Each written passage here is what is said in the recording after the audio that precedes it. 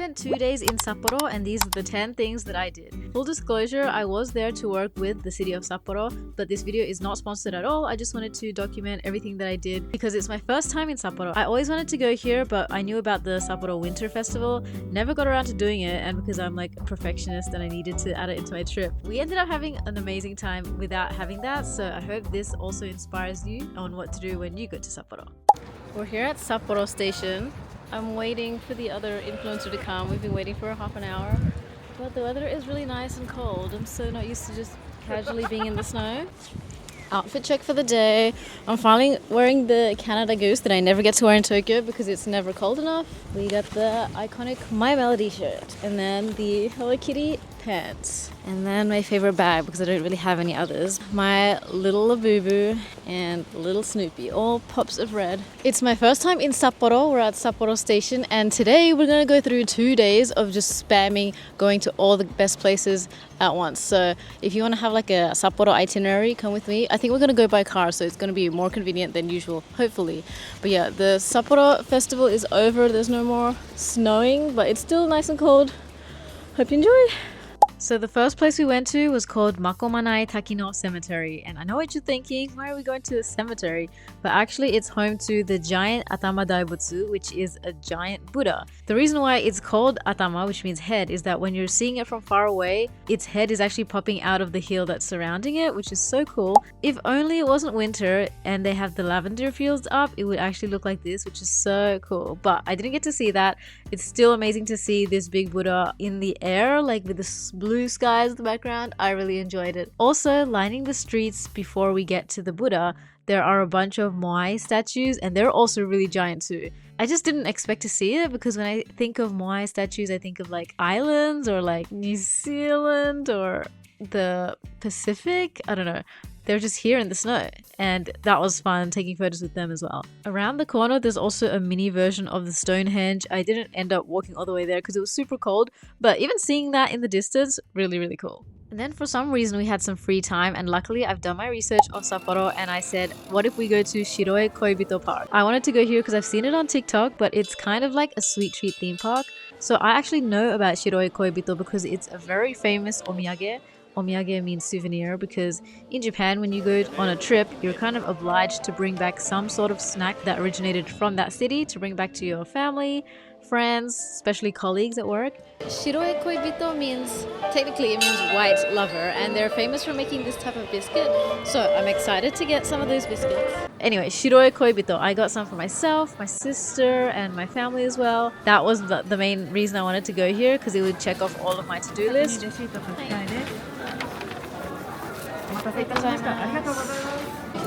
Omiyage done. And I got a pastry as well, super hungry that morning. Their most famous snack is the langue de chat. I don't know how you say it, but anyways, if you like pastries or sweets, chocolates or anything like that, definitely go. Also, if you have kids, it's just like a fun little place to go. Then we went to relive Sapporo's Winter Olympics, which they hosted in 1972. This was in Okurayama Olympic Museum, and it was so cool to see. I've never seen a ski jump thing ever in my life. It's so massive. I can't believe they make that just for the Olympics. And how do you even practice on that? It's crazy. I still can't believe that you can see Sapporo from this view. Like you can see the snow and the city like right next to each other and the mountains. Super cool. I didn't put on my earmuffs. Now I'm too scared to put it on. Okay. They do the high jump there.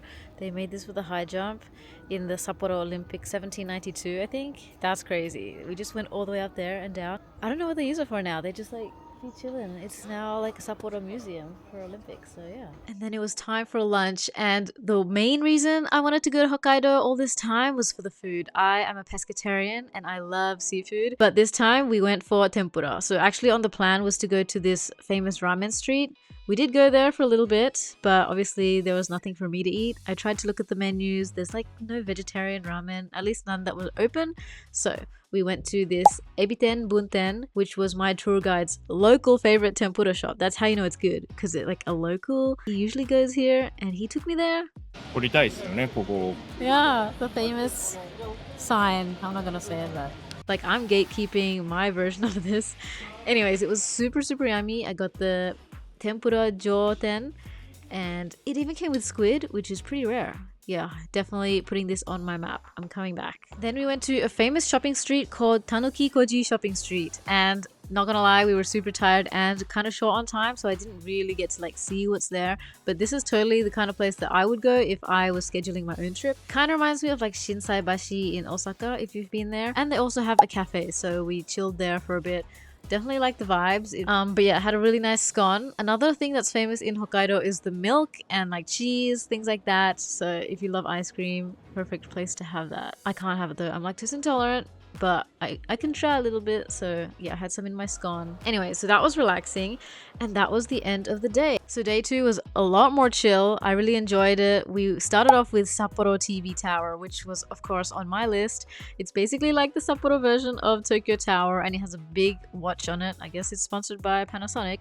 I really liked getting souvenirs. I got a sticker, a postcard, and I got like these little Snoopy socks. Next we went to Red Brick Government Office. I will admit this is not one that would have been on my radar. We ended up learning about Ainu culture. Inside you can't film anything, so there's probably no footage I'm showing right now. The Ainu people are the indigenous people of Hokkaido, and this building used to be the Hokkaido government office. But anyways, we were going to Mount Moiwa's Ropeway, and this was crazy. So we go up this like massive ropeway, and it just goes on and on, so tall, and the view was amazing. Like I've never like imagined things like this, especially because I'm from Australia. We don't have snow, let alone we don't have mountains either, so let alone snowy mountains and right next to the city. Super cool. Very cold though, so super glad I remembered to bring my gloves. One thing I did forget was sunglasses though. I didn't realize like with the snow it would reflect all the sunlight, so yeah, definitely sunscreen, sunglasses. And the last spot on the trip is Nijo Market. This is definitely one I would have gone to myself because again, I came here for the seafood. It was so good. I was kind of expecting it to be like Tsukiji in Tokyo. In Tsukiji they have lots of street stalls, so you can like get a little piece of something everywhere. Like if you want a uni here, which is sea urchin, like some crab here, an oyster here and there, you can do that in Tsukiji. Nijo Market, you can't really do that. They mainly sell like ingredients, I think. So we ended up going to the first one that had nobody in there. A little bit of a red flag, but you know, the moment we went inside, other people came too. So this one was called Nijo Crab Market Marudai Suisan. I will put all of the places in the description so you can just search it on Google Maps, by the way. And technically that is the end of the sponsored trip, but I did have some free time because my flight back was at like 8 p.m. and this was lunchtime, right? So the thing that I wanted to do that wasn't here was obviously look at the sign of the whiskey brand. I guess it's called Nikka.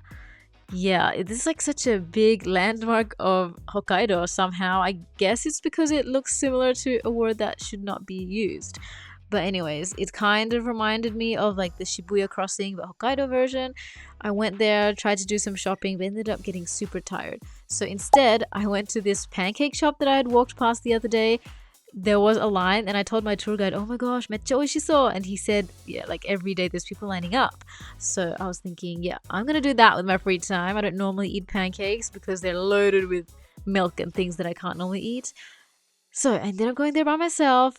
Very yummy. Obviously I did not eat the whipped cream, but it ended up being amazing, and what a great way to end the Sapporo trip. I think recently, because I've been planning for my Europe trip, I've been learning how to find good spots and how to order them together to make a good itinerary, to make sure it's like saving the most time and going through the most things.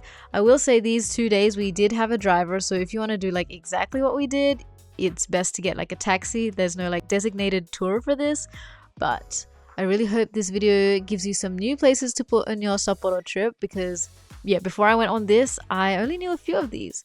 So yeah, thank you so much for watching until the very end. If this helps you at all, please give me a like and let me know what else you want to see. Alright, bye!